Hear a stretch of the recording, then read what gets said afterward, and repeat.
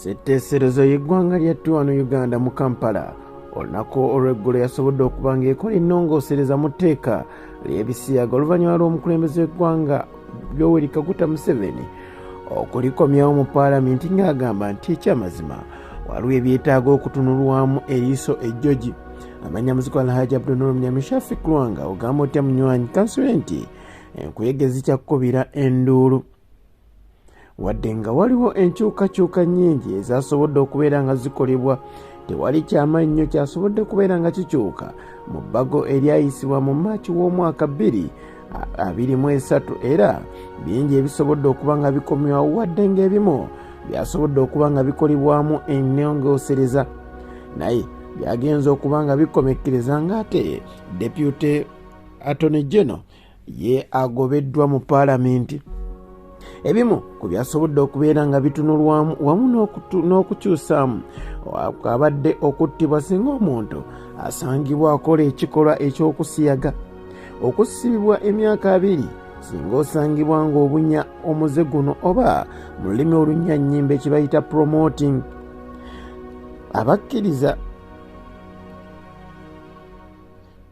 singa osangibwa ng'ekifo kyo kikolebwamu ebisiyaga ogenda kusibibwa emyaka 7 gyokka.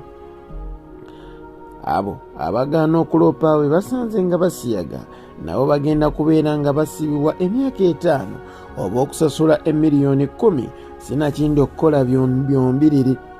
Sipiika wa paalamenti yasoboddeyo okuba ng'ava mu mbeera oluvannyuma lw'ebyo byonna okuyisibwa, bw'atyo n'agoba Deputy Attorney General oba amyuka ssabooleeza wa gavumenti Jackson Kafuuzi mu lutuula lwa paalamenti olwabadde olunaku lw'eggulo ng'amugamba nti taliddamu kubeera ng'ate ajja okubeera ng'ateesa singa babeerawo ebbago lyonna eriba lireeteddwa mu paalamenti okuggyako nga takyali sipiika. Kino kyaddiridde oluvannyuma lwa sipiika okuyita Kafuuzi atottole ensonga lwaki yagamba Pulezidenti Yoweri Kaguta Museveni aleme kussa mukono.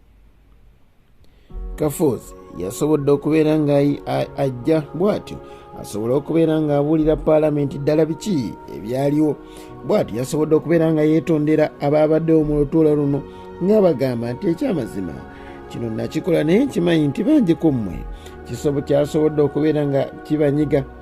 Sipiika yasobodde okubeera nga amugamba amubuuza lwaki yawandiikira pulezidenti ebbaluwa naye kennyini n'agimusindikira.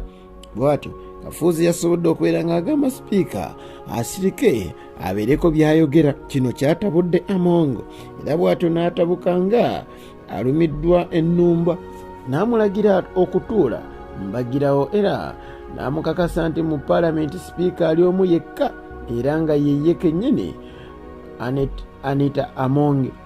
Okuva olunaku lwa leero sipiika Amongi ng'abuulira omukulu ono titoliddamu kubaako kyoteesa wadde okubeerawo nga waliwo ebbago eriyisibwa nga nze Anita Amonge nze akyali omukubiriza w'olukiiko olw'eggwanga olukulu paalamenti.